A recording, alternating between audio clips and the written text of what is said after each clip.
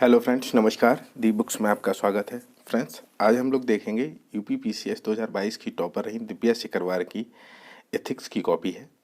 और देखो, कन्फ्यूजन ये है कि ये हिंदी माध्यम की है कि इंग्लिश मीडियम की। तो देखिए फ्रेंड्स, क्या कहते हैं, कुछ कॉपियाँ इनकी इंग्लिश मीडियम में भी मिली हैं, तो शायद इन्होंने प्रैक्टिस की हो इंग्लिश मीडियम में, फिर और 2-3 बार दिया है इन्होंने एग्ज़ाम।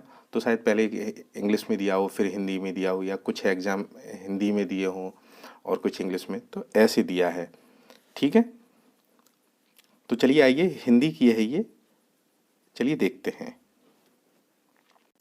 पहला क्वेश्चन देखते हैं। अरस्तू की नैतिक विचारधारा को स्पष्ट कीजिए 125 वर्ड में। ठीक है।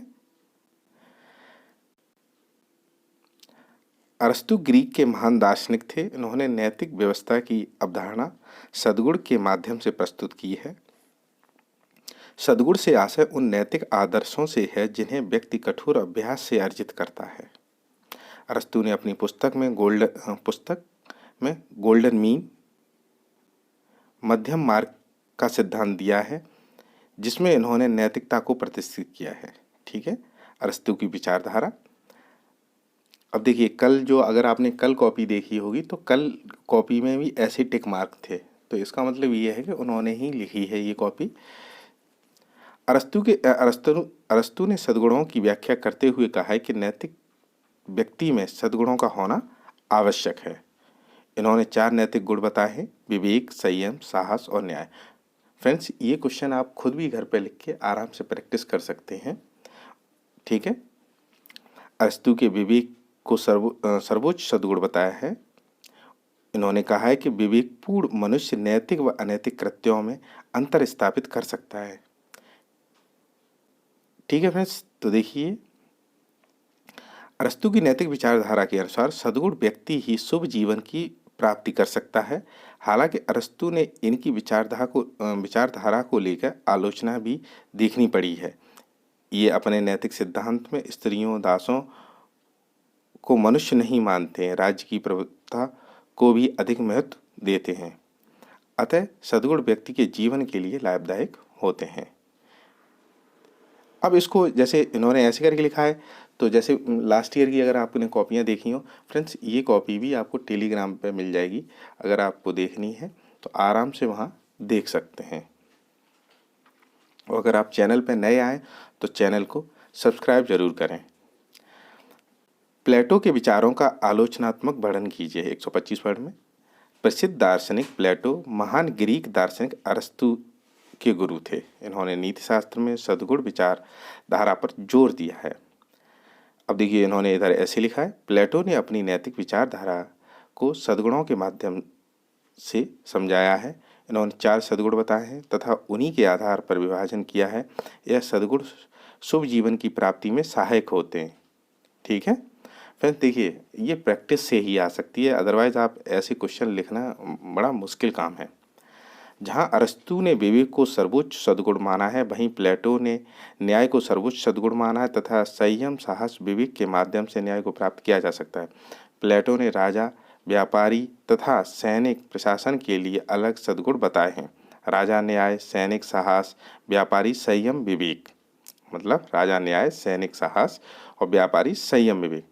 प्लेटो के विचारों की पश्चिम दर्शन में आलोचना हुई है। प्लेटो, देखिए, प्लेटो पर यह आरोप लगाए जाते हैं कि उन्होंने सोचने समझने की नैतिकता का निर्णय व्यक्ति के विवेक पर निर्भर करता है। देखिए, इन्होंने यहाँ अंडरलाइन किया है। इस परिप्रेक्ष्य में न्याय को सर्वोच्च सद्गुण कैसे कहा जा सकता है?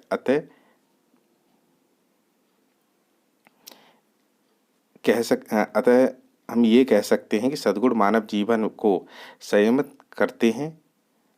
उन्होंने लिखा है, अतः में यह कह सकते हैं, अतः हम ये कह सकते हैं कि मानव जीवन को संयमित करते हैं। सद्गुण उच्च मूल्यों की प्राप्ति में भी सहायक होते हैं। अब देखिए, अब इसमें सुकरात के नैतिक विचारों को स्पष्ट किए 125 वर्ड में। सुकरात का जन्म ग्रीक में हुआ था। ये महान ग्रीक दार्शनिक थे। ठीक है। अब सुकरात के विचार जो भी इन्होंने लिखे हैं। सुकरात के नैतिक विचारों को यह स्पष्ट करते हुए सद्गुणों की व्याख्या की तथा ज्ञान को सर्वोच्च सद्गुण माना है। ठीक है, तो ये आप आराम से पढ़ सकते हैं इसको, इन्होंने कुछ ज़्यादा नहीं लिखा है उसमें। कांट के विचार। कांट के अधिकार एवं कर्तव्य से संबंधित विचारधारा को स्पष्ट कीजिए। साथ ही यह बताइए कि मानव जीवन के लिए किस प्रकार महत्वपूर्ण है। 125 वर्ड में लिखना है। और फ्रेंड्स, जो आपको इम्पोर्टेंट लगे उस पर प्लीज़ अंडरलाइन कर लीजिए, क्योंकि ये आजकल जो मैं पिछली कॉपियों में भी देखा और इन कॉपियों में अभी बहुत सारी कॉपियाँ आई हैं, उनमें भी देखना है तो अंडरलाइन, अगर आपको कुछ दिखाना है तो आप अंडरलाइन कर सकते हैं। ठीक है, ठीक है फ्रेंड्स, तो ये 7 क्वेश्चन थे, कल भी 7 क्वेश्चन थे। ठीक है, वो 7 नहीं, इसमें तो 4 ही हैं, उसमें कल में 7 थे। तो आप दोनों कॉपियाँ देखिए कि कैसा लिखा है और कैसा नहीं लिखा है, और इन्हीं क्वेश्चनों को आप प्रैक्टिस भी कर सकते हैं। ठीक है फ्रेंड्स, और आप अगर नए आएँ तो प्लीज़ चैनल को सपोर्ट करिए, चैनल को सब्सक्राइब करिए, वीडियो को शेयर कीजिए। वीडियो देखने धन्यवाद। Thank you so much.